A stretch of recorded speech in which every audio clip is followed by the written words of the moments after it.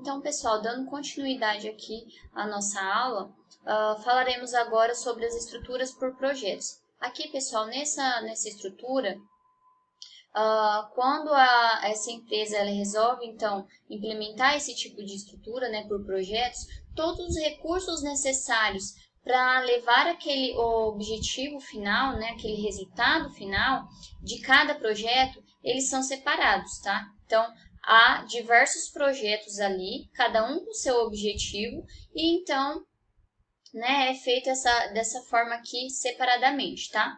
E formando assim, então, unidades independentes, tá? E cada projeto, ele é dirigido aqui por um gerente, tá? Então, aqui é conferida a plena autoridade sobre esse projeto. Então, esse gerente aqui, ele tem total responsabilidade aqui, tem total autoridade nisso, tá? Aqui, pessoal, também os projetos são funcionais, tá? Então, a organização ela vai se dividir ali em diferentes setores, em diferentes áreas e então ali dentro daquela, né, daquela grande organização vai surgir essas pequenas estruturas aqui, cada uma com o seu projeto definido, né, cada um com o seu gestor aqui definido, tá? E essas estruturas elas serão temporárias. Quando esse projeto ele for finalizado, né, for concluído ali, atingir o objetivo, vem outros, né? Então, a partir aqui, né, é um pouco diferente aqui. As equipes elas são bem definidas e são definidas de acordo com aquilo que cada projeto tem a necessidade de especificidade, tá? Aqui, então, é feito uma escala de profissionais qualificados que vão, então, acrescentar algum tipo de vantagem para cada projeto, tá? Então, quais são as vantagens aqui desse tipo de projeto, pessoal? A principal vantagem, clara compreensão dos objetivos. Como tem-se aqui, né, projetos definidos com objetivos claros, essa compreensão aqui ela torna-se mais fácil para os funcionários, né? Os esforços eles são totalmente voltados para se atingir esse tipo de objetivo, tá? E há aqui um espírito de trabalho em equipe, tá? Então há esse tipo de promoção aqui. União no ambiente de trabalho e os prazos cumpridos com maior precisão. Quais são as desvantagens? Surgimento de uma estrutura nova pode desordenar a equipe. Então, assim, até que a equipe ela se situe ali em qual é o objetivo que deve ser atingido aqui nesse projeto, né? Ela vai ali demorar um pouco. Então, acaba que pode ocorrer aqui esse tipo de desordem, tá? As tarefas elas se duplicam e os recursos são utilizados de forma ineficiente, tá? E quando o projeto termina, o funcionário ele corre o risco de perder o emprego, porque dependendo da função que ele participou ali, dependendo do próximo tipo de projeto, aquele funcionário ele não vai mais, por exemplo, ele não vai ter a especialização ali necessária, a qualificação necessária para o próximo tipo de projeto, por exemplo. Então, ele vai acabar sendo mandado embora, tá? Outro tipo de estrutura que é a estrutura com colegiados. Aqui, esses colegiados eles são criados de acordo com a complexidade do problema de cada empresa, tá? Então, a partir do momento que aumenta-se esses problemas, aumenta-se a complexidade desses problemas, vai aumentar aqui também esses colegiados, tá? E aqui é exigido, então, soluções mais criativas, soluções mais negociáveis, tá? Então, aqui, esse colegiado, ou conhecido também como comitê, nada mais é do que um grupo ali, uma equipe de pessoas, né, que são designadas, elas são ali separadas e escolhidas para resolver determinado tipo de problema daquela empresa, tá? Esses colegiados, eles podem ser tanto permanentes ou ad hoc, como é chamado aqui, que quer dizer aqui para determinada finalidade. Então, dependendo ali do tipo de situação, pode-se criar, então, algum comitê que vai permanecer para resolver diferentes tipos de problemas, ou esse comitê ele pode ser criado ali rapidamente, por exemplo, apenas para a solução de um determinado problema, depois esse comitê ele é desfeito. E existem então 3 tipos de colegiado: o colegiado executivo ou de linha, o colegiado de estudos ou consultoria e o colegiado de coordenação e integração, tá? E quais são então as vantagens e as desvantagens, pessoal, desse tipo de estrutura aqui quando a empresa decide optar por esse tipo de estrutura organizacional? As vantagens: aqui tem-se um espírito então criativo e construtivo, porque a parte ali, né, daquelas confecções, daquela criação ali daqueles comitês para a tomada de decisões ali, para a resolução de problemas. Então, a partir aqui da criação aqui dessa equipe, diferentes ideias vão surgindo, né? Então, há aqui um espírito mais crítico quanto a isso, tá? E um crítico construtivo, né, pessoal? Visão mais abrangente, maior análise nos processos decisórios, tá? Espírito de equipe e cooperação, redução de conflitos decorrentes de decisões tomadas.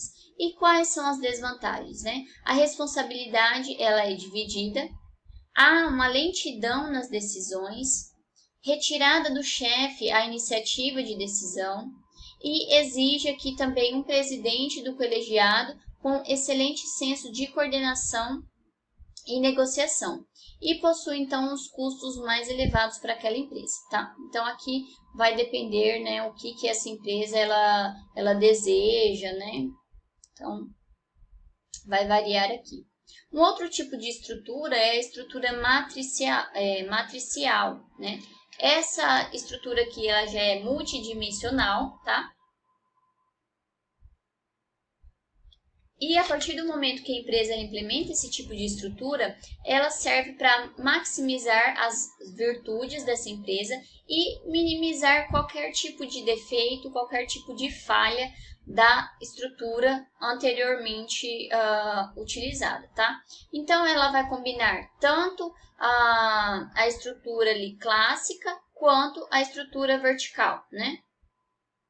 E também aquela estrutura horizontal e transversal, né, que foi relacionada ali como, por exemplo, a estrutura dos objetos, tá? Aqui, então, as unidades de trabalho são os projetos, tá? Os órgãos permanentes, eles vão atuar como prestador de serviço nesses determinados projetos elencados aqui, e a organização aqui também, cada projeto aqui, ele vai ser temporário. E com isso vai ter uma maior versatilidade e otimização dos recursos humanos. Então, aqui está um exemplo, né? A diretoria, departamento A, departamento B, né? As diferentes funções aqui. Então, cada funcionário aqui, então, né? Projeto A, projeto B, projeto C, tá? Aqui trazendo aqui uma divisão mais explícita aqui para vocês, né? Então, aqui, por exemplo, uma companhia universal. Tem-se diversos setores aqui, né? Divisão automobilística, divisão de produtos eletrônicos, divisão aeroespacial, divisão de produtos químicos. Então, observem aqui, por exemplo, que essa companhia, ela detém de diferentes tipos de produtos, tá? Então, ela faz aqui essas separações. Dentre cada setor aqui, cada produto aqui, né, cada indústria específica aqui, ela pode fazer então essas subdivisões, né? Então aqui, ó, dentro da divisão de aeroespacial, né, alocações de recursos, ligação de mercadorias. Então aqui, por exemplo, um grupo aqui relacionado à produção, projeto A, né? Aqui, então vai aqui fazendo essas conjunções aqui, para verificar aqui o que melhor se adequa a esse tipo de estrutura, tá, pessoal? Quais são, então, as vantagens e as desvantagens desse tipo de estrutura aqui, desse tipo de estrutura organizacional? As vantagens: equilíbrio dos objetivos, né? Então, tem-se ali as definições exatas de cada objetivo, de cada projeto, e esse projeto ele é temporário, né? Efetivo para resultados em projetos complexos.